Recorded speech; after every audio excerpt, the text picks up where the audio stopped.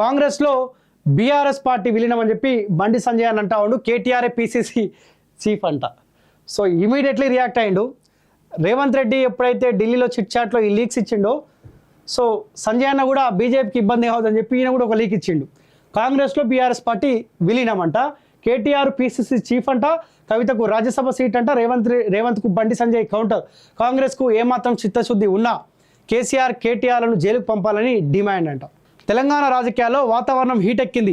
CM Revanth Reddy బీజేపీలో BRS విలీనం ఖాయమంటూ చేసిన వ్యాఖ్యలు సంచలనంగా మారాయి. దీనిపై కేంద్ర మంత్రి బండి సంజయ్ మాట్లాడుతూ అతి త్వరలో కాంగ్రెస్లో బీఆర్ఎస్ పార్టీ విలీనం కాబోతుంది అని అన్నారంట. కేటీఆర్ను పీసీసీ చీఫ్ అవుతారని జోసెన్ చెప్పారు. అలాగే కవిత బెయిల్పై కావాలనే కాంగ్రెస్ తప్పుడు ప్రచారం చేస్తారని మండిపడ్డారు. కాంగ్రెస్లో బీఆర్ఎస్ విలీనం తథ్యమని, ఈ క్రమంలోనే కేసీఆర్కు ఏఐసీసీ, కేటీఆర్కు పీసీసీ చీఫ్, కవితకు రాజ్యసభ సీట్ ఖాయమని తెలిపారు.